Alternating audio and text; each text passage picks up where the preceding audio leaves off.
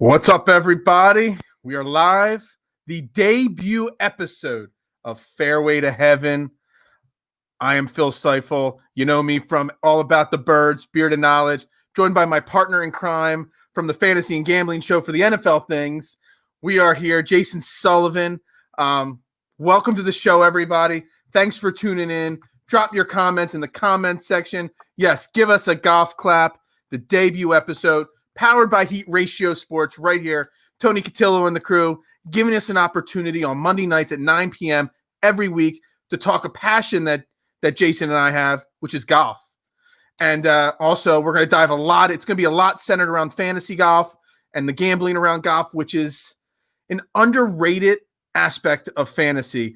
Everybody thinks once football season's over, it's basketball and that's it. You can make a lot of money doing golf. We had a Masters show earlier this year or late last year for the Masters, and there's a great reception to it. So we're back, and we're going to do this every week. Jason, I know you are pumped up. How pumped up are you?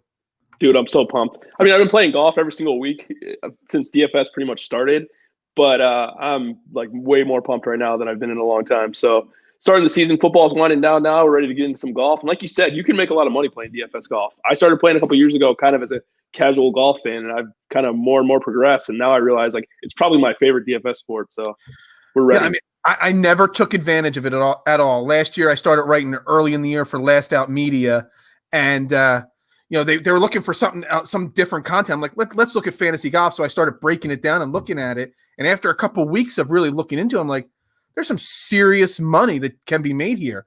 And you don't have the 200,000, 500,000 person fields that you're going up against like you are with fantasy football. Yeah, that's a great point. That's a good thing and a bad thing. I feel like the bad side of it is that everybody that is into fantasy golf is really good at it. That's the thing. It's like you're always trying to find the advantage. You're always trying to find the way to make money, but it's definitely kind of growing the game. I think not only DFS golf, but the game of golf in general. So yeah, it's definitely tough, but we're ready. Yeah, we're here. We're going to help you out. So the agenda for today's show is basically what the agenda is going to be always. We're going to recap last week's tournament. This past week was the Sony Open. We're going to break down this week's tournament. Before we get into the fantasy aspect, we're going to look at the course, the field, all different things, the weather, which plays a huge factor when you're doing fantasy golf or just watching the tournament. We've got a little friendly wager between me and Jason for the year here. We're going to do that. Yeah, Al, fantasy golf. It is a thing. There is big money to be made. Pay attention. Jason knows his stuff. You know that already. So anyway, we're going to run that down. We got some other things we're going to touch on every week. A different random topic this week. We're just, projecting out the season and everything. But let's start with last week, the Sony Open.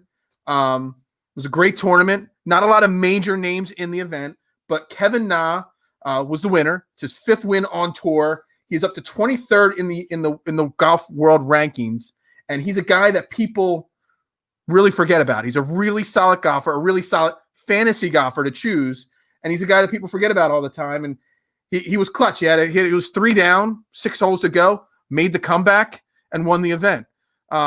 Did you have any fantasy lineups in last week, or did you pay attention to the event?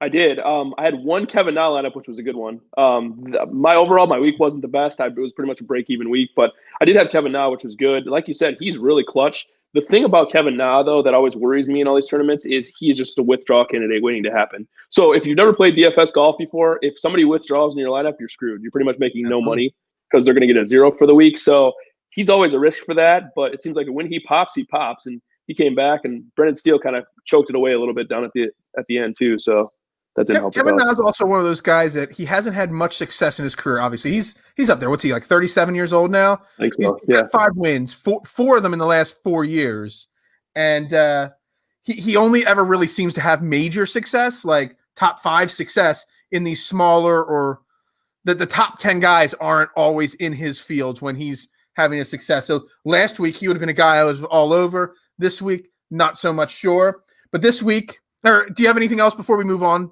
to this week? No, just kind of piggybacking up. But nowhere. We don't have numbers to look back at. My predictions for last week, there were no predictions. So just kind of to piggyback off what you said about Kevin Na, though, he's one of those guys that's like he pops when you don't think he's going to pop. And then he kind of goes a little bit under the radar. And then the weeks that you think he's going to be great, he always kind of chokes it away for us. He's actually, I have a 7-player do not play list. I call him dead to me. He's on that 7-player list because he is dead to me in fantasy golf. However, I didn't play him last week, so I want to get my list. The seven dead to you guys. I want to hear that full list at some point today. All right, so this week we got the American Express Desert Classic. It's out in La Quinta, California. We're back on the mainland. It's normally a pro-am tournament for those that don't know. Pros playing with amateurs and celebrities alike. Because of the way the world is right now, they're trimming that down, obviously, and getting rid of all the celebrities and all. I know you got a lot of information on the course. So give us the information on the course itself. What kind of a golf course are they going to be playing this week? So this is definitely a scorer's course. You're going to have to go low to win this golf tournament. That's the biggest thing. Couple interesting tidbits, like kind of what you said. They're changing the way they did it. There's no celebrities, if you want to call them celebrities, like Ray Romano and guys like that. They usually play in it. So the cut used to be after 54 holes. It's now going to be after 36. So just 2 rounds. They cut out one of the courses as well. This is kind of a strange course. Or strange courses, I should say. But one interesting thing that I found this week is that 11 of the past 12 winners at this tournament played in the Hawaii swing. So they either played one of the last 2 weeks tournaments. So that's a big thing to look at when you're looking at your lineups this week. You want to play guys that have played either last week or the week before. This is going to be a pretty easy course. Like I said, you're going to have to score a lot, super easy par 5s. You're going to want to find those par 5 scorers because they're going to really excel on those. And then also these greens, they're super small, but yet they're hit 70% of the time. So you don't see that very often. Small greens usually mean the greens in regulation numbers way lower. So to see 70% on these small greens is interesting. And it's also one of the easiest, if not the easiest, greens on tour to putt on. So you can take guys that aren't such great putters this week and, they might be able to kind of neutralize themselves a little bit. So, yeah, I mean, the most important thing is you're going to have to score this week. I mean, you look at it. Last year, Andrew Landry won. He shot 26 under to win the event last year. So let's just going down. I don't have to name all the names. John Rahm won in 18. Jason Duffner won in 2016. But going down the scores, it's minus 26, 26, 22, 20, 25, 22, 28, 25, 24, 27. I mean, you're not undercut. We even could go back to 2010 when it was minus 30 was the winning score. Jeez. So that was Bill Haas. It's crazy too. Because 2009. Pat Perez at minus 33. You have to go back to Charlie Hoffman in 2007 when he won it at 17 under in a playoff for there to be a time when it was under 20 unders for this tournament. Which is funny because that year there was probably some sort of wind or rain or something in the forecast because it's not – you have to go super low in this tournament, but it's kind of funny as you look back on the past winners of this tournament, there's not really a set kind of golfer. Like it's not – you can't just say like, oh, bombers win here, longer guys win here. It's like Duffner won, and he's completely a different player than somebody like John Rahm. So bombers can win, shorter hitters can win, good putters, bad putters. It's kind of almost a crapshoot week. Yeah, I mean, you look at it. I mean, Andrew Landry won it last year. I mean, he's a relatively unknown golfer. I mean, he is so unknown when we get into the DraftKings and the betting things. I mean, he's a measly $7K this week to play him, and he's the defending champ. He's got plus 14,000 odds to win the event on FanDuel Sportsbook. I mean, you can't get much worse than that, and that's your defending champion out of a tournament. So that's how random this event can be. But if you're smart like Jason is, there are trends you can look at. There's things you can listen to and hear. Like I didn't know about the aspect of the someone that's played in Hawaii has always won this event. So that's something that everybody has to take into account when they're building their fantasy lineups and looking at this event as something to bet on. So yeah, I mean, the other thing you mentioned is weather. The 1 year Charlie Hoffman won, it must have been bad weather. Yeah. I did look at the weather for this weekend. It is going to be a very cool weekend. Thursday's the nicest day, 59 degrees. Other than Saturday, all the days are partly cloudy, low wind and stuff like that. Saturday's going to be 50 degrees, and it's got about a 67% chance of rain and a little bit of wind issues too on Saturday. So it's going to be a cool, dry weekend except for on Saturday. Not much wind to really worry about other than on Saturday. I don't know about you as a golfer. I don't like playing golf in that 50-degree weather range. No. Being cold playing golf is just not for me. And like you said too, you mentioned wind. That's one of the biggest things. If you're playing DFS golf and you want to make some money, you need to monitor the weather. The rain is one thing, but the wind is another thing. There's certain guys that just play so much better in the weather. It's usually the European guys that play better in the weather because they're used to it. But yeah, monitor the weather all the way up until the lock. That's what we usually do. I mean, we're doing this show on Monday, so we're not giving you our locks for our fantasy lineups. We're going to give you, people to target and look at when building it, because on Mondays you can't really set your lineup on a Monday for a Thursday tournament, but you can get the right direction. Dan asking, is it a par 72? I'm not sure. I haven't looked at the course scorecard. Is it a 72? I don't know, actually. We should probably know this. Yeah, we probably should know that. It's the first episode. Episode Rookies. 1, Fairway to Heaven, sponsored by the Heat Ratio Network. I'll just plug everybody while you're looking that one up. we're going on off of very little golf show knowledge here. Yeah, as you're going on there. So anyway, we'll come back to that later. We'll come back to that, Dan. Yeah, we'll get that information. All right. So when you're building your lineups, Jason really liked this idea, and I really looked at it after he mentioned it at the Masters. You don't want to look at it as you look at a fantasy football or a fantasy basketball lineup. You kind of got to look at it in tiers. Your 10,000 above guys, your guys that are in your 9,000 price range, or 8,000. You got to separate out each price range. The under 8,000 guys, DraftKings gives you 8,300 basically to spend per player. So you really got to, if you're going really heavy on your top guys, you're going to have to find a lot of $7,000, $7,500 gems to build your lineup around. So, I mean, what is your philosophy when you're building your daily lineups for fantasy golf? It depends a lot on the field, to be honest with you. Like you just brought up a really, really good point. You said when you're going to pay up, you're going to have to find value at the bottom. And so in the stronger fields, like the Masters, like any of the majors, you're going to find a lot of value in the low $7,000, $6,000 range. In a tournament like this, it seems like once you hit 7,000 or 6,800, the value is not there at all. So you got to be super careful. You're not going to want to pay up for two guys this week, I don't think. You're going to want to, if you do start at the top, you're going to want to kind of maybe find value in other places, but you're not going to want to go down too low in the rankings, I don't think, this week. I mean, it's super hard to find value down there. If you look at it, someone like Phil Mickelson, he's obviously past his prime as a contender on the PGA Tour. And there's a lot of events last year where Phil Mickelson was in that 7,800 to 8,500 range. But on a smaller event like this, where you don't have a lot of the big names, he's 8,800. He's in the top 15, I guess it is, in cost to own this week.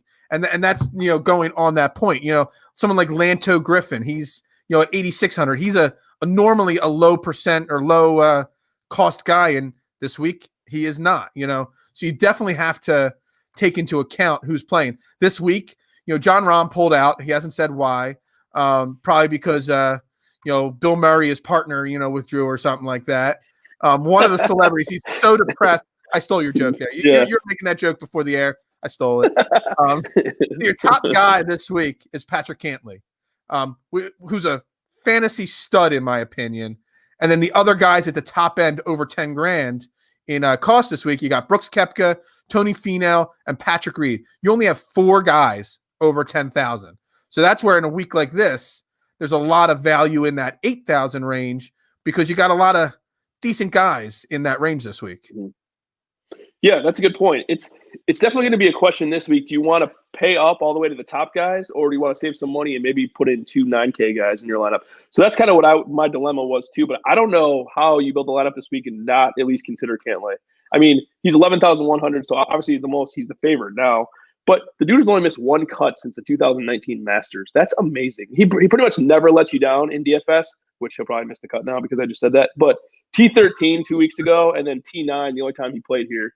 So I really, really like Patrick Cantlay this week. Like you said, he's kind of a DFS darling, and it seems like for whatever reason he doesn't have the following that Koepka or DJ or those guys have. He's kind of, I don't know if people don't like him because of how slow he plays or the way he plays or his kind of lack of personality, but the dude is just solid. And so I really like Patrick Cantlay this week. And there's another guy, like we talked about a few seconds ago, on major tournaments, he's 10th, 12th in cost. And that's why I always target him every tournament when I'm building my lineup, because he's in that 9,500 range, that 9,600 range normally. But because of this field and him being the top guy, he's now the most expensive guy this week. So scoring format to target, things that you look for when you're building your fantasy line. First off, obviously birdies. You want guys that are going to score birdies. big birdie hitters. You want guys that make the cut regularly, because you get a guy or two miss the cut, you're screwed. You have no chance of making any money if your guys aren't making the cut.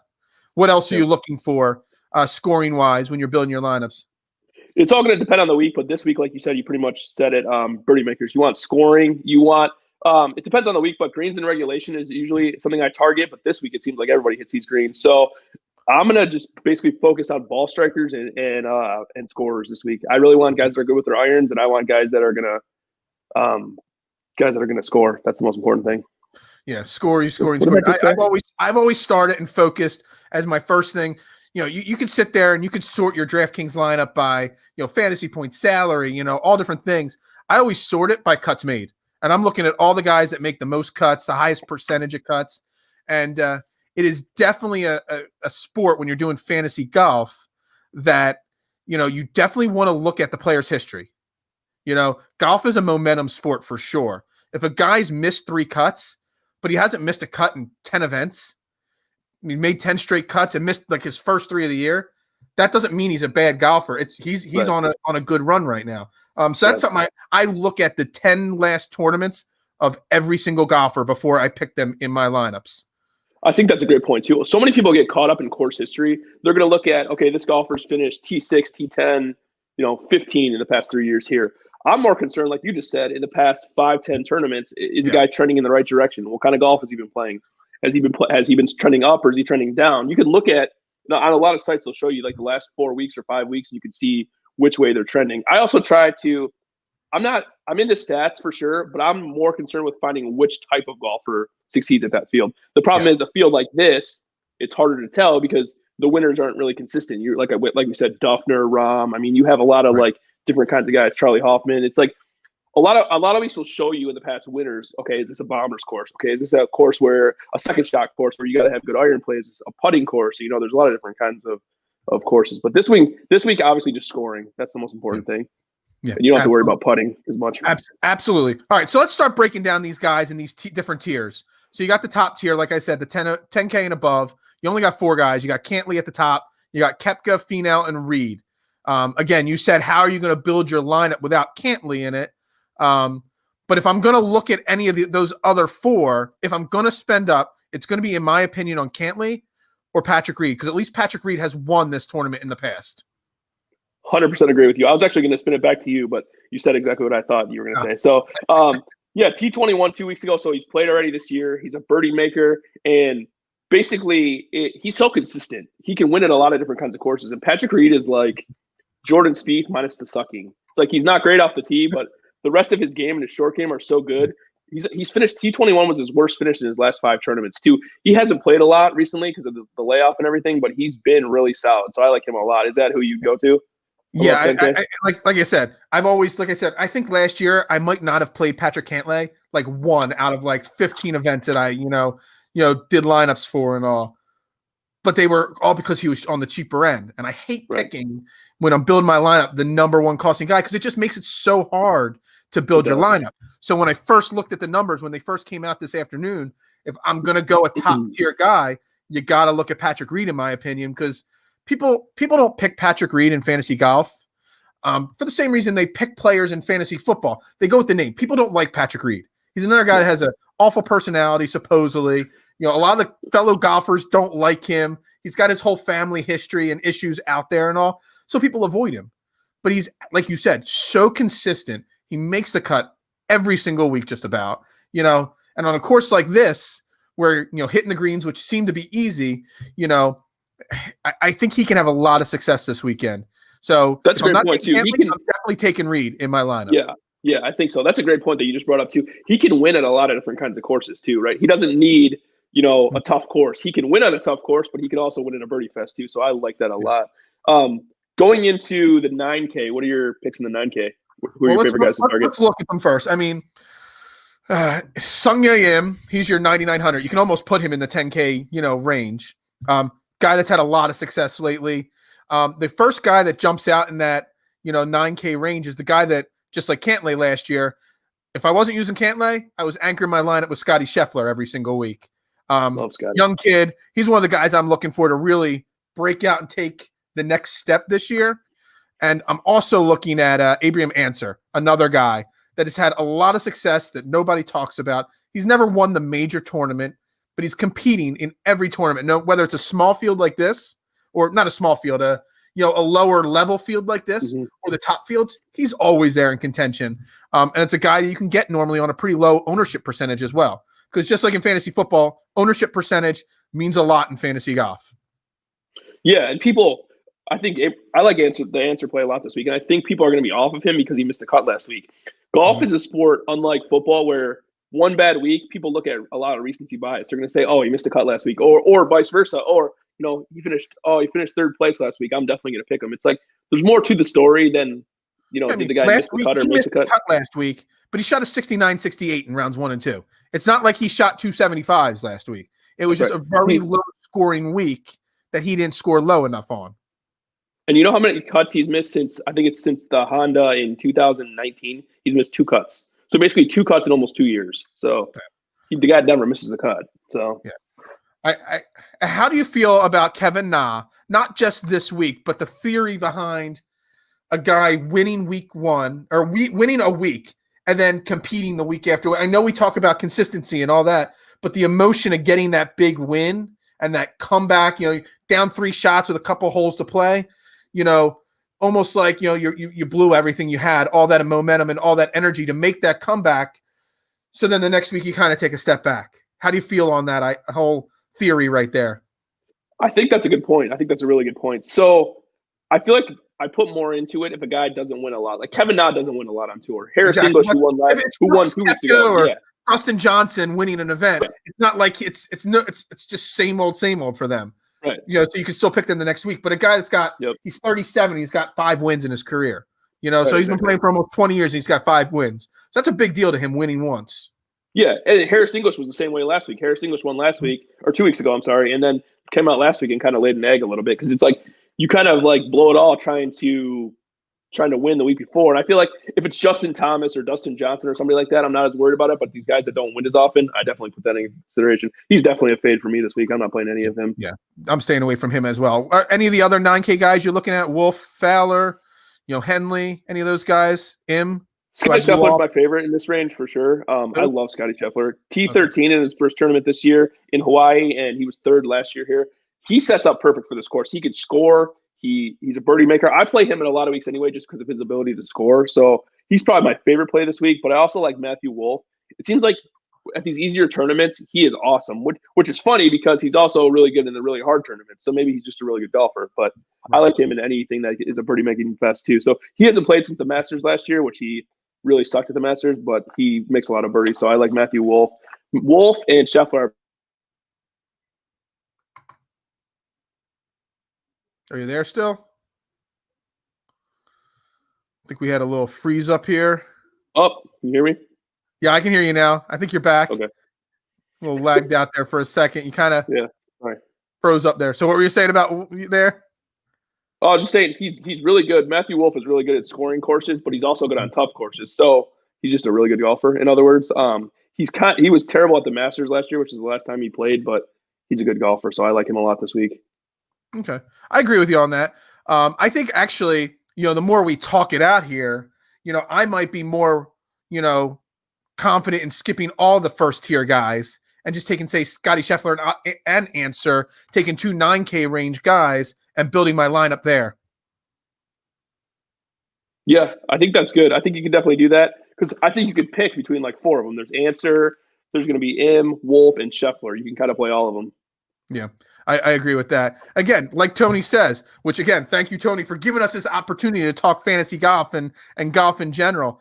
You can make money in fantasy golf. I think I made about a 7-time return on my money last year doing fantasy golf. And it's hard. It's difficult.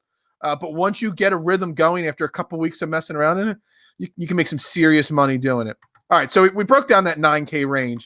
Now you got to get into the real range here, which is the 8K range. So, again, this is where a lot of guys cost a lot more money than normal because of the field that's playing this week. You got Mickelson at 8,800. You got Cameron Champ. You got Lanto Griffin. You got a lot of names. What name or names jump out initially to you?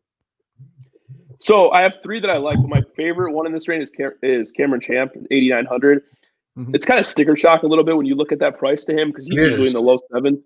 But T31 at the Tournament of Champions, and then he was a T21 in his only appearance here. I feel like he is the scorer that you need here. He's not a great putter, but he's the scorer that you need on this course. And I feel like somebody that is in this range that could win is Cameron Champ. I mean, the dude, even if he doesn't live up to the hype and doesn't say finish top 5, he could easily finish in the top 10 in scoring this week because he's definitely a scorer. So I like him a lot. He's my favorite play. Who's your favorite play of the week? Well, I can say first, before I say my favorite play of the week, you say sticker shock. That's how I feel when I look at Lando Griffin, because he's a guy that I always, when I pick my, 10K or 9,900, cost guy, when you start looking at that 75 to 7,700 range, there's Griffin. And he's a guy that I whenever I see him in that range, it's an instant play for me because he makes cuts. He doesn't score a huge amount, but you get good value out of him on a normal week-to-week basis. But then looking at him in this tournament at 8,600, it's like, how can you justify a Champ at 80? Champ was at 8,900 or a Griffin at 8,600 when you're used to paying so low? And that's my dilemma right now. What do you think on that? Like, how can you justify? That happens a lot in golf. I feel like that doesn't happen in other sports, right? In football, some medium range guy isn't going to be $10,000 in football, so it doesn't happen like that. But in golf, that happens a lot. It all depends on the strength of the field, and I just think that you kind of have to get past it just because of the strength of the field. You got to look at that as much, and I don't really look at pricing at all at first. I try to look at guys, that I think set up well for the course and that have been playing well, and then I get into the price afterwards. So. Yeah, okay. I see what you're saying 100% on that. And Lanto Griffin's a guy that if he's in the low 7s or the 6s, he's a must play for me, 100%, like you said. Yeah, we'll get to Charles Howell when he's in the 7. He's priced at 7,800 there, Dan. We'll get to him in a few moments because he is a guy that I do like playing a lot. Me too. When I can. The other guy in the 8,000s, I've had a lot of success with him in my lineups. Adam Hadwin. He's only at 8K. It's about average for him. He's normally in the mid to upper 7s in bigger fields. He hasn't played yet this year, I don't think. What are your thoughts on Adam Hadwin? Or not Adam Hadwin, Brian Harmon. Sorry. Oh, Brian Harmon. I actually like Adam Hadwin. Brian Harmon and Adam Harmon. They're both priced right next to each other on the list, and they're both guys I target from week to week. Yeah, but they're both I confused myself on that there. I like Adam Hadwin better just because of his course history. I don't like to always look at course history, but when somebody's course history looks the way his does, I do look at it. He hasn't played since the first week of December, which I don't like. But so he didn't. I don't think he played here last year, but the 4 years before that, T2, T3, second, T6. So I mean, he loves his course, obviously. So I feel like he's going to be super highly owned this week, and a good pivot off of him might be Brian Harmon. They're very similar players. They both have good short games. They're not going to wow you with. What I was going to get to, because he seems to be a guy that makes a lot of cuts. He doesn't, he doesn't score 110 points a weekend or anything like that. He's not going to be your major scorer, but he's a guy that you can normally, get on the lower end that has consistency and makes those cuts for you. Yeah, and he's solid and he's always low owned. That's the biggest thing for me. Yeah, I like Brian Harmon this week. I feel like he's their games are similar too in the way that they play. Another one that I have too in this one is Patton Kizzire, which I don't really play Patton Kizzire ever, but I did last week. He's one of those guys that when he gets it going, he really gets going. And he played really well. He had T7 last week.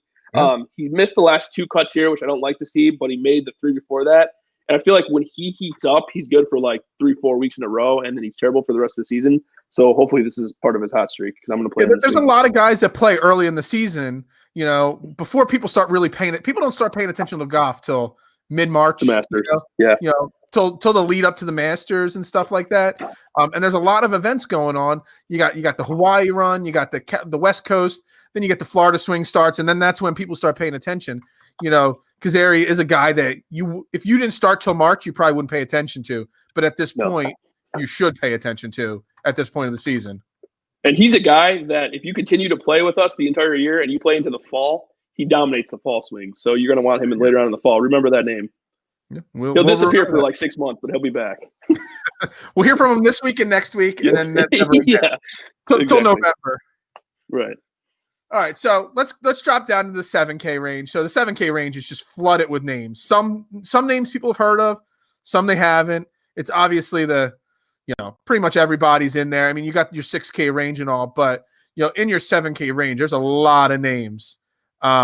You got Zach Johnson, former major winner, Charles Howell that Dan asked about, Gary Woodland, Chris Kirk, who just, salvaged his season last week.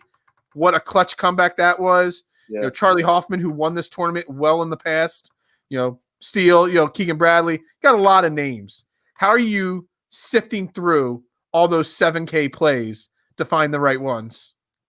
Well, I think first off, if obviously you know this, but the listeners, if you're new to DFS golf, the 7K range I feel like is where you win the money. Absolutely. 100% this week. Nick Taylor is actually one of my favorite plays this week in the 7K range. But I feel like between the high, I try to split the 7Ks. There's usually so many 7K golfers that I try to split it from 7,500 and above, and then 74 and below to kind of see what I want to do. And I feel like this is where you win the tournament. Charles Howell the third. Let's start at the above 7,500 then. Again, it's our first time doing this, people. I didn't know he wanted to split it up like that. That's just what I do for myself. Charles Howell the third. Dan, we're trying to teach people.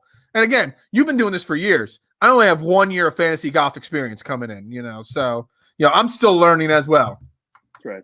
Charles Howell, the third, 7,800. That is a great play this week. Chucky Three Sticks, as I like to call him.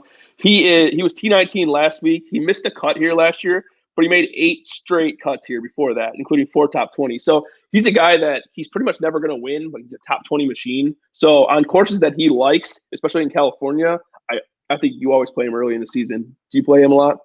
I was just going to say, he's kind of like the last guy you mentioned that, he does really well early in the season. Then he kind of fades away, in the middle of the season when all the big names are playing week in and week out. And then come the fall again, he's right again in contention all the time. So I'm definitely playing him on, a lot early in the season. Once we get to the majors and stuff like that, maybe not. Maybe I'll have to think about it. But I think you get a lot of value at 7,800 with Charles Howell for sure. I think so too, especially in this field. And I think another one that I really like is 7,700 Cameron Davis. It's kind of a name that the casual golf fan isn't going to know, but he was 31st last week. He's played here twice, T29 and T28 the last 2 years. He's a scorer too. So he may finish T28, T29, but he may finish close to the top 20 in scoring. So I love him. He's kind of a sneaky guy that he's not the best golfer in the world. He'll throw some bogeys in there, but we don't really care. We like those birdie streaks. And that's what Cameron Davis definitely does. Yeah, I agree with you on that there. Another one, another cheap name, just kind of like Lanto Griffin. He's normally in the same price range as Lanto Griffin. He hasn't played yet this year. He's had a lot of mixed success towards the end of the year, but the beginning of the year last year, he was very successful in the very beginning of the year. And that's Doc Redman. Do you have any information on him? Is he another guy that everybody only has loves success at the beginning of the year? No, he's a really, really good golfer. Everybody loves him though. He's one of those tricky players for me in golf because you're going to notice in golf more than other sports like football that ownership creeps up and it really does matter a lot. Lanto is one of those guys that, not Lanto. Doc's one of those guys that when he's in a field and he's in a good play, he'll be 30% owned. So it's one of those things. It's like, do you want to eat the chalk and play 30% owned guy? Probably not most weeks because he doesn't win. Not a guy like him. Yeah, not a guy like him. Exactly right. So I have a hard time with him. I think he's going to be super highly owned, and I don't like the fact that he hasn't played in so long. But at the same time, his price is so low, so I think he's going to be super highly owned. What are your thoughts on him? Yeah, no, I agree with. I don't think I remember playing him enough later in the year to know the whole ownership percentage, but I did play him with success early in the season last year. But yeah, I agree. If you're going to have somebody that's highly owned percent wise, you're not wasting on someone in your 7K range, especially your mid-low 7K range. If you're going to take Patrick Cantlay and he's going to be at 25, 30%, you can justify that to an extent. Mm-hmm. It's like taking Derrick Henry in December in fantasy football. You know what I mean? You know he's going to score. But, Doc Redman, if you have any belief that he's going to be over 12 or 15% ownership, it's a guy you probably stay away from at this point. Yeah, I 100% agree with you. And even if you don't know the exact ownership numbers, you can listen to, there's a lot of podcasts out there for golf, which is, I recommend a good way to learn the game. You listen to those. If every single podcast you listen to is mentioning Doc Redman, you may want to stay off of him because he's going to be very, very highly owned. And I agree with you. If you're, I'd say even 7,400 and below, any chalk guys, I'm pretty much fading because I think you find guys that are of equal value to them, and the risk isn't worth the reward, I don't think. Well, let's move to the bottom 7K range, the 75 and under. First name I want to bring up, guy that basically gave Kevin Na his win last week, Brendan Steele. He finished fourth last week. But, up till the last, half of that fourth round, I mean, he was lighting it up. Does he take a trend down now and continue that downward spiral? Or is he a guy that could potentially try to rebound and have a really good week this week? I feel like that's a really hard call. I was thinking about that right before we got on, actually. It's like, if you would have told me going into the week last week that he was going to be T4 or fourth place, whatever he was, I would have said, oh my God, I would definitely play him 100%. But the way he got to fourth place, like having a 3-stroke lead going into the last round and kind of choking it away, I feel like that's a lot different than if he started off the day. Like, say he started off Sunday at T12 and he worked up to T4, you'd be like, okay, that's good momentum. I feel like for a guy that doesn't win like Brendan Steele, I feel like that's kind of a kick in the gut that, like, I just choked away a tournament. I don't like him this week. Although he does play good on this course, I think I'm going to stay away from him. What are you going to do with Steele? Yeah, I haven't figured that one out yet. It really depends on where I'm at building my lineup at that point. The other name I was going to say is, had success again early in the season. Well, early in the restart of the season last year, once the stoppage in the season restarted, was a guy that's at 7,200. He played last week. He made the cut, but he didn't score lights out or anything like that. But I just remember him from the Safeway Open last year and some other events last year having really good runs. Is Ches Reavie. Do I say his name right?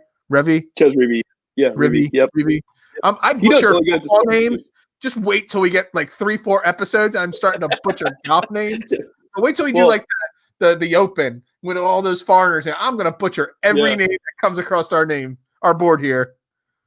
Ches Reavie, I like Ches Reavie for whatever reason. He's not going to wow you with anything, but he seems to pop up every once in a while, and especially on courses that he likes, and he likes this course. So I am going to play a lot of Ches Reavie this week. And then my other one, same price, 7,200. I thought you were going to mention him too, is Peter Malnati. He's like one of those guys too, where T14 last week, but he actually had the 12th most DraftKings points. So he's just one of those guys that quietly puts together some birdie streaks. So I like him and I like Ches both this week at 7,200. Yeah. I mean, I like Ches a little bit better just because, again, last year, first year doing this, it's one of those things where, my screen's getting all messed up here. I'm trying to make sure I don't lose everything here. If I've had success with a low-owned guy, as long as they are continuing some form of success, I'm just going to be confident in picking those guys. And I've had success with Reavie. So I kind of would take him over Malnati, but that's just because I've never played Malnati before that I know of. Well, again, a little fun fact, he's a birdie maker and he's a good putter. Tournament, fantasy-wise, are a little bit higher. Yeah, he's a good putter and he's a good birdie maker. He's one of those guys that he's not going to wow you. He's not going to win this golf tournament, but he can score higher than his place value. So I like playing him, especially when he's doing well. Yeah, I agree with that. Going through the rest of the names. You got Tom Hogue, you got Russell Knox, you got John Hu, you got Streelman, Matt Jones, Scott Piercy, Rory Sabatini still out there playing golf at whatever age he's at. Just say Francisco Molinari's in the tournament. What happened to him? Yeah, he's back. He's at only 7K. What happened to him? What's funny is he was actually good last year at the Houston Open, but he has been god awful for the past year and a half. It's like dude won 2 majors in 1 year, and now I don't know what the hell happened to him, but he blows now. Yeah. Everybody stay away from him most likely because the fact that he's at 7K when he used to be a 9K, 10K guy, man, that's the mighty have fallen. And it's not even like you're talking about 10 years ago. I mean, that was like I think that was 2019 when he won 2 majors. So yeah, either 18 or 19. It wasn't that long ago. No, not at all. That's awful. That guy really fell. Any other of those names? What? Yeah, Dan actually mentioned him. Nick Taylor. I love Nick Taylor. He's made 3 of the last 4 cuts here. T11 last week and T29 2 weeks ago. I like that he's playing well, kind of trending in the right direction. 7K. I'm going to have him in a lot of my lineups too. Yeah, I mean, I don't know how many lineups I'm putting out this week, but I mean, there's a lot of good value in this 7K range right now. Between Nick Taylor, Reavie, what were the other ones we named there? The going back on my notes here. Ches, Charles Howe, Davis. There's so much great value where I don't normally start my lineups in the 7K, but a week like this, I might pick my 2 or 3 low cost guys first to see how much I can buy up at the other end of the tournament. That's a great way to build your lineup, actually. A lot of people do that. I never have done that. I usually try to build from the top, but at the same time, it's like you can kind of see, like you just said, you get the guys in that you like at the bottom and kind of see how much room you have to play with. I think that's a good strategy, especially a week like this. All right, let's look at the bottom feeders, the guys under 7K. I mean, it doesn't really go under 6K, but you got some famous names that people might try to sneak into a lineup just because they've heard the name. And it's just same thing in football. People pick names because they're names they know. But in fantasy golf, I kind of stay away from the people in the 6K range. But you got names like Snedeker, Gracie, you got Schwartzel. You got a lot of names that are well-known golfers, but there's a reason why they're in the 6K range. Yes, they have not been playing well, any of those guys. I typically, as a rule, and I think that a lot of people should do this as well, if you're going to go in the 6Ks, only do it once. Don't pick two guys in the 6Ks ever. You don't need to. There's a reason that they're in the 6Ks. I have two guys that I really like this week. They're both 6,800. One's Tyler Duncan. He finished T23 in his last start and has made his last two cuts here. Tyler Duncan just really always kind of pays off for me, and he's just a cut maker, which I like. And then my second one is Vaughn Taylor. He was T25 last week, and then he's made 3 of his 4 cuts here, including a T7 2 years ago. So I like him as value. As Adam's bringing up here, thanks for checking in, Adam. Andrew Landry, last year's winner. We didn't touch on it. He is at 7K. Let's back up for a second there. Any thoughts on playing Andrew Landry because he won the tournament last year? Or are you going to stay away from him this week? Typically I don't like to go back to the past year's winners, but I feel like we kind of said this earlier. You said this earlier, is that when a guy's 7K, I feel like it kind of changes things a little bit. It's not like he's $9,000 and you want to stay away from him because you don't think he can win twice. At $7,000, he doesn't have to win the golf tournament, so I don't mind going back to him this week at all. What are your thoughts? Yeah. Again, I just think there's this week, like I do like course history, like you talked about, and winning there last year is good course history. But I think there's better value in that 7K price range that you don't need to take a chance on it. Again, we'll get into the betting odds in a minute here. He's plus 14,000 to win the event. Obviously he's not a favorite to even contend for this tournament. And I didn't watch last year's tournament, so I don't know how it played out and all. But this week, I'm probably staying away from him. Which I don't think is a bad idea. I don't know. I'll probably sprinkle in a little bit of him just because he's so cheap, but I don't know. I'm not in love with the play, I guess is the best way to put it. One guy we skipped over too, and I kind of can't believe how far – we talk about another guy that's kind of fallen from grace, and it's more because of injury than anything else, is Gary Woodland. I mean, like Gary Woodland has completely fell off the map, but it's like he's still a U.S. Open champion. So the guy was going to take over the golf world at one point. I mean, right. He was unbelievable when he won the Open there, the U.S. Open. So, yeah, he has definitely fallen really, really far, really fast. But injuries in golf can really do that to you really, really badly. You can fall really fast. He has a torn labrum in his hip too. I don't think he got surgery for it too. So, I mean, that's a painful injury. So that's something I don't know if I want to go on. But at the same time, it's like I think he's 7,700. It's like that's a pretty good price for a guy that is a major champion. Yeah, it is. Recently. Yeah, so Dan is checking in with Jim Herman. Thoughts on him? I hate Jim Herman. Jim Herman's one of those guys that I don't even. Well, you hate him, so do I. I just can't. Now I'm not just talking about DFS. I just don't like looking at the guy for some reason. I don't know why. I don't play him ever. Picture. Dude's got a Michael Strahan gap going. Yeah, I was gonna say he's got the field goal post for sure. I don't play him ever, so I don't know if you do or not. But I know he wins from time to time. But I'd rather. Yeah, no, I'm money elsewhere. I didn't really do much work in the 6K range prep wise because I think there's so much 7K value this week. Most of these guys I'm staying away from. There's not much good value in the 6K this week, in my opinion. I mean, you got Jason Duffner, former winner. He's at 6,500, former major winner. But again, what has he done in the last 6 months or a year of golf to say you're going to get good value, even at 6,500, that you're going to get good value? Yeah, he's not good anymore. Yeah, he wasn't good to begin with, I don't think. You know what's funny? For the same reason I hate Jim Herman, I like Jason Duffner. I don't know why I do, but I just do for some reason. What was it called that everybody was doing after he won his major? Like duffing or something like that? Oh, yeah. Wasn't he like – because he looked like all hunched over? Like yeah, exactly. Doesn't look like a professional athlete he's at all. One of the guys that I don't know how he ever won a major because I don't think he's good enough to be a major winner. Yeah, exactly. I don't know how that happened. All right, before we move on to the betting odds and stuff like that in our picks, Sean O'Hare's in this event. I didn't know that. I'm just going down the bottom end of the list right there. Sean O'Hare played. He's a member at one of our local private courses. Oh, he's I not thought you from just liked him. Philadelphia area. He married a Philadelphia girl, so he belongs to which one is it? It's right there on Route 1. I don't even remember what the course is called, but I know where he belongs right there on that course. Listen, you just said Sean O'Hare like it was Tiger Woods. Oh, Sean O'Hare's in the course. I'm like, yeah. My buddy's car dealership. He always has his sponsorship on his bag all the time. So, nice. I've always been a Sean O'Hare fan just because he's semi-local now. So nice. like Sean O'Hare. I mean, he's an awful golfer anymore, but yeah. I don't know. Do you have anybody else in the 6K range to talk about before we move on? Because I'm looking down this list. I really don't have any other names to really hit on. Yeah.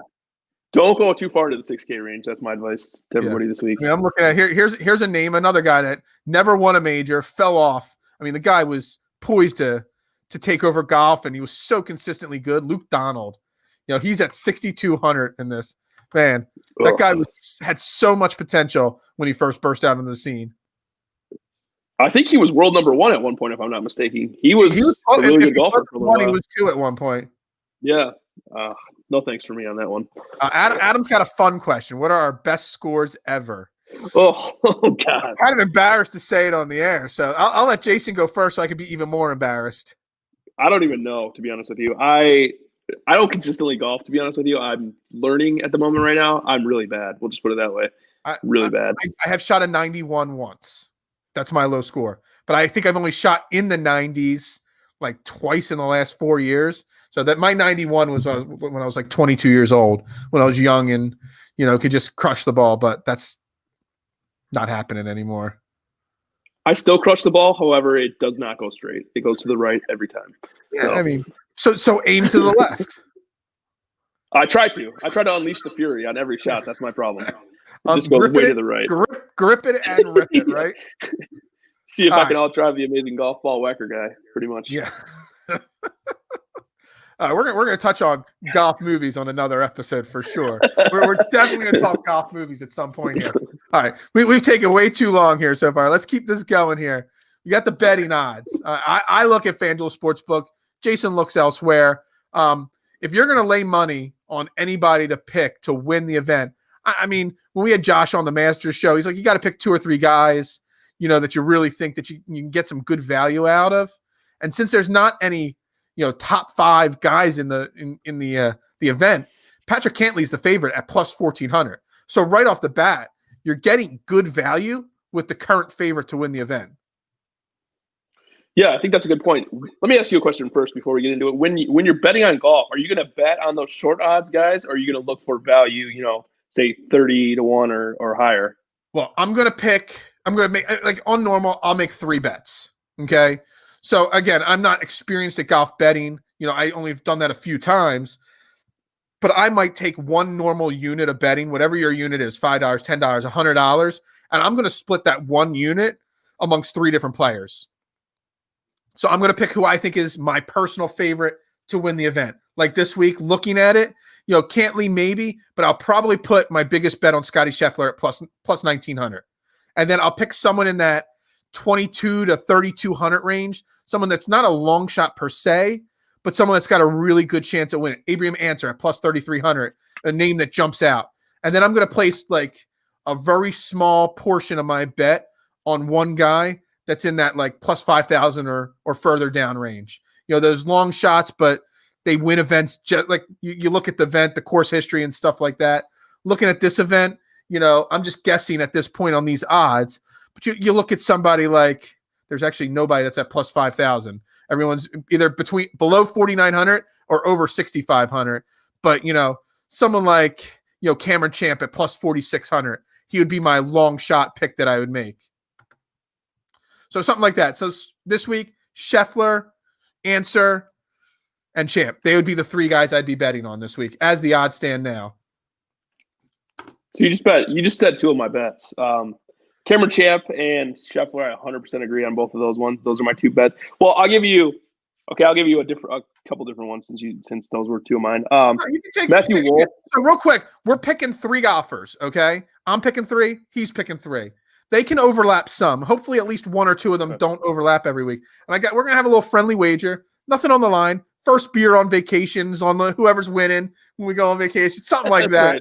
Right. We're gonna put like a little point system together, and see whose golfers do the best over the course of the year of picking these and all. But yeah, this week I'd be picking Scheffler, Champ, and Answer as my 3 winners. Okay, I'm gonna stick with Scheffler, like you. And then I'm gonna go with a couple long shots. I'm gonna go Adam Hadwin 66-1. And then I'm going to go even longer. I do like that because I was looking there as well. And then I'm going to go even longer. Nick Taylor 150-1. Wow, that's a good one there. Yeah, I mean, the odds are weird this week because there's no Justin Thomas in the field. There's no, Dustin Johnson. None of the major names. I mean, Cantley is the highest ranked world golfer in this tournament at 10th in the world. So I mean, that just changes the betting odds of a tournament. So, but normally, again, I'm looking at a guy that's in the top 2 or 3 or 4 range of winning the event. I'm looking at a guy that's in the next range, and then my long shot, just based off of the numbers. It's hard to go away from Scheffler, Champ, and Answer, in my opinion. Yeah, no, I think those are 3 great choices. Yeah, like I said, Scheffler and Champ were 2 of mine originally, so I like both of them too. And there's a lot of other bets. I mean, FanDuel doesn't have the odds out yet for the prop bets and stuff like that.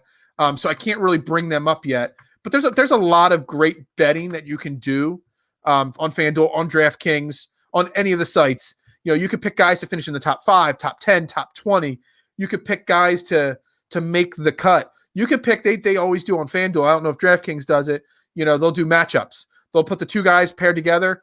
Who is going to have the lower round? So there's a lot of great prop bets that you could do. What would you have the most confidence in on prop bets? Would you like to place your money on, making the cut, top 10, or the matchup aspect of it?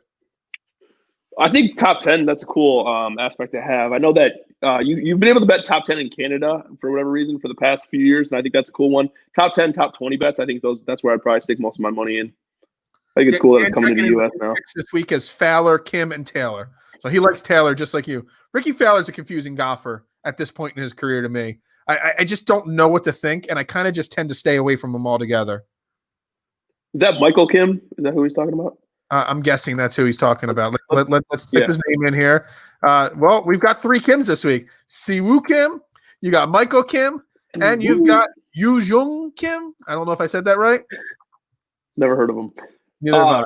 Ricky Fowler, I don't know. I feel like Ricky Fowler, his win equity is just not good. The guy just does not win. And it's crazy because he's got such talent and he's such a good – I mean, he's done so well in majors. He's never won a major, but he's done so well in majors. So he's saying Siwoo Kim is this guy. Siwoo. That was an easier one to say. I like Siwoo too, but Siwoo is a guy that you bet. I feel like you don't play him in DraftKings because he's another guy. He's kind of like Kevin Na where he withdraws all the time. So if he comes out – I think it was at this course a couple years ago where he came out and shot like an 86 in the fight through. He'll just quit. He'll be done. So that's really frustrating when you don't finish. When they just withdraw, make up an excuse, and just don't finish because they have no chance. Yeah, it's kind of exactly. Kind of a lazy athlete mentality right there. Yeah, it's kind of Bush League. Yeah, it's total Bush League. 100% Bush League. All right. So real quick before we wrap this show up, we got to talk something else. We're going to do something different at the end of every show after we break down the DraftKings numbers and the betting numbers. Some of them will be fun. This week we're going to be a little bit more serious and all, but we're going to talk about this week the golfers we're looking at to take the next step. To have a great season. They don't have to be playing this week. Golfers that we look to see maybe to win a major this year for the first time, or turn someone like Ricky Fowler turn their career back around. Give me 1 or 2 names that you're really looking at and hoping for big things from this year. I like the young kids. 2 of mine are actually both playing this week, Matthew Wolff and Scotty Scheffler. I like both of them. I think I'm going to make a claim that Matthew Wolff wins a major this year because I think he's that good, and he always plays really well. And he always plays really well in the majors, and I think Scotty Scheffler wins a time or 2 as well this year. Both those guys are super young, really, really, really talented. They're kind of in that same crop along with Morikawa and Victor Hovland. It's like those 4 guys, they're studs and they're super young. And Matthew Wolff, especially in majors, he always contends in majors. He can go high, like we talked about earlier, or he can go low. So I like him to win a major. It's surprising because you know what? I had on another tab. I had the world golf rankings, up just in case we needed them and all. And I could not have told you that Matthew Wolff was 15th ranked in the world. I would not have known that if I didn't just look right now. I'm kind of surprised that he's that highly ranked. I'm kind of surprised too, actually, to be honest with you. But he's done his damage in a lot of big tournaments, which is where you get the points. So that doesn't totally surprise me. But yeah, I wouldn't have guessed that quite that high either. But Scotty Scheffler, like kind of we talked about this in this, he's another guy. He's got so much talent. Yeah. Scotty Scheffler's on my list to look out for too. Now, I don't think the tour penalizes you for withdrawing, because all you got to do is make an excuse. My back hurts, my wrist hurts, and it's just an injury withdrawal. Then he's also bringing up Finau and Fleetwood for him. Tony Finau is a guy that, again, the guy is one of the best top 5 or top 10 finishers in the league. He just can't close the deal. Both those guys, really. Yeah, Fleetwood's the same way.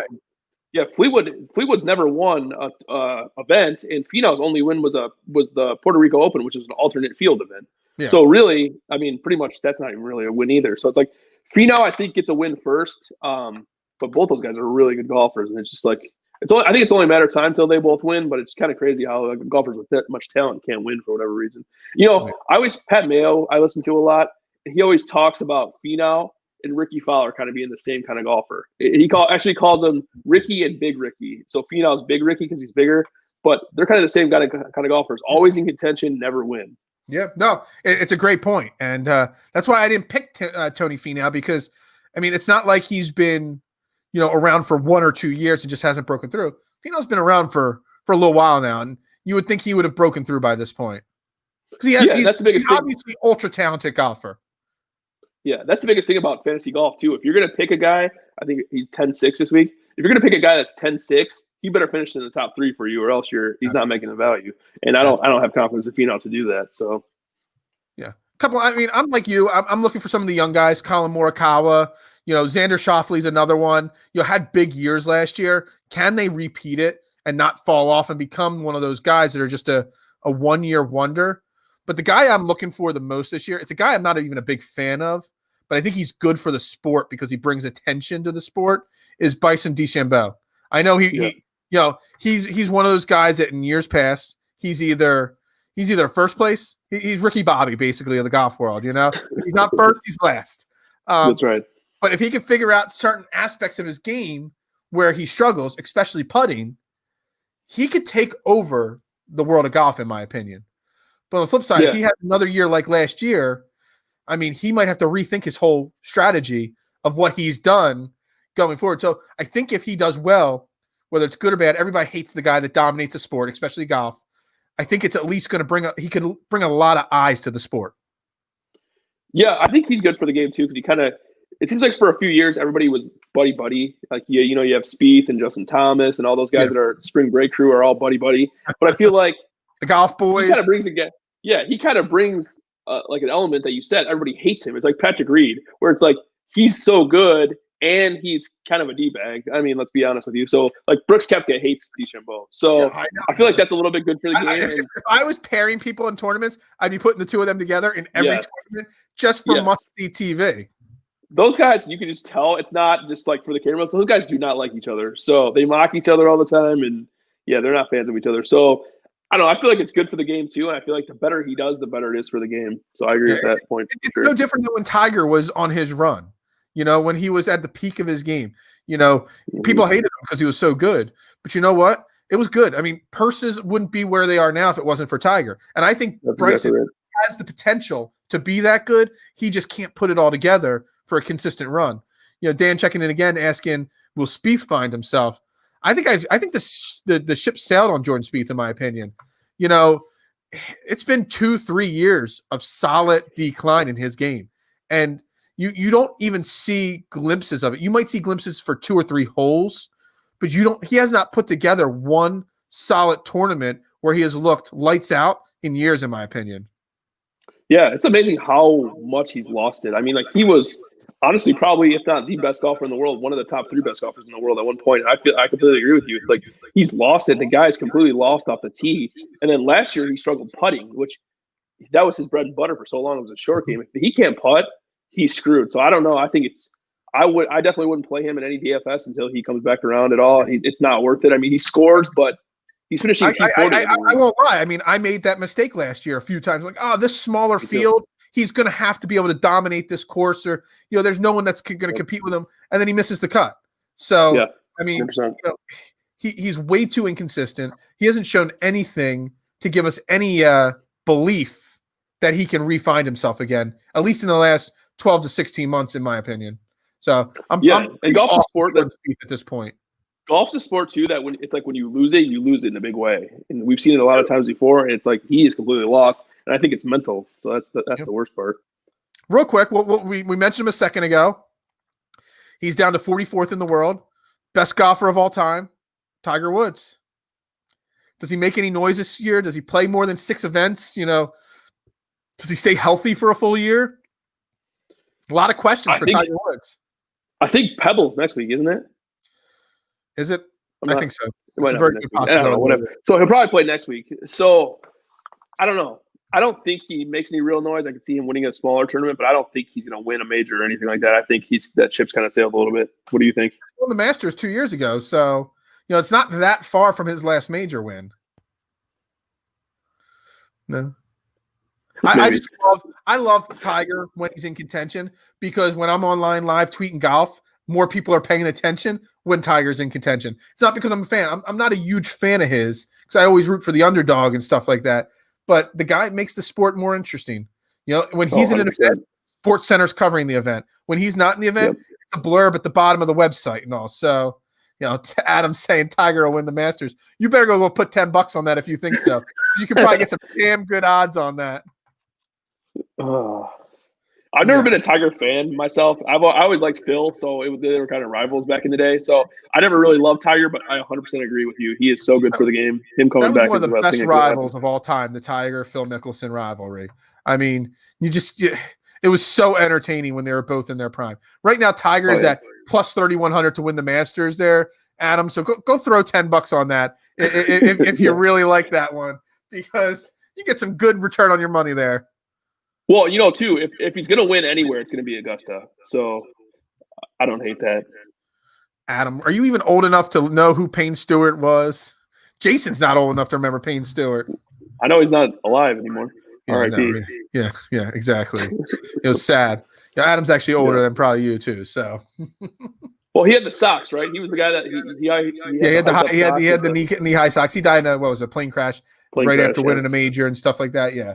No, guy was a good golfer. Obviously lost way too soon.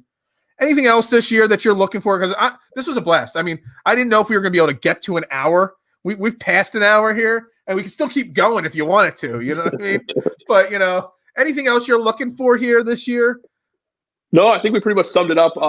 Just a word of advice to the listeners. We will get better at this. I kind of stumbled through some points. I think we both did. So I think we'll be a lot better going forward. It's definitely a good time, though. First ever golf show, Fairway to Heaven on the Heat Ratio Network. We've got we're going to line up some guests to come onto the show. We're going to talk some other stuff, favorite golf movies, favorite moments from golfing. Like I played some nice courses around the country and world. We'll touch on some of that stuff and all. But definitely a lot of fun tonight, Jason. This has been a blast. Yeah, it's been fun times. I'm looking forward. Right here. Oh, yeah. Ready to go for the Masters week, just so you know. Oh, I'm looking forward to the season. Like you said, we'll have some guests along the way, so it'll be a good time. Yeah. No, so that's pretty much a wrap, everybody. Thanks for tuning in. We actually had surprisingly great viewership tonight for the first ever Fairway to Heaven episode. Thanks to Tony Cotillo at Tony Cotillo from Heat Ratio Sports for letting us do this. Heat Ratio Sports, I mean, it's the biggest growing brand there is out there. Got 7-day programming. So make sure you check them out at Heat Ratio. Follow me, Phil Stiefel at Beard and Knowledge, Jason Sullivan at JSully2121. We're always available to answer any questions, fantasy or sports related. Send us messages, direct message us, anything. We'll help you out with anything we can. Of course, you can find me Wednesday night, all about the birds, AAT Birds on Twitter. We'll be doing, we've got a Rob Matty from 97.5 coming on to talk a little bit about our coaching search and the Carson Wentz issues. So make sure you tune in on Wednesday at 9:15. And all the other Heat Ratio Sports, of course, tune in. Like I said, live programming every single night on the network. You got Dan's Flyers to Ice show. Did I say the name right? Is it Flyers to Ice?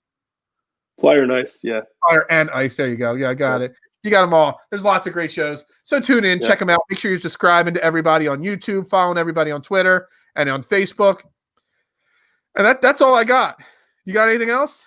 No, we'll be back next week, same time. Back next week, 9 p.m. right here, talking next week's event and recapping this week's event. Hopefully I bet and pick some winners this week. So, right. I normally end my Eagles shows with Go Birds. So I'm trying to come up with a catchy phrase. And I got something super cheesy to say. And I don't even want to say it. But we're going to say it anyway as I hit end broadcast here. It's always put out, never pick up. Did I get that right?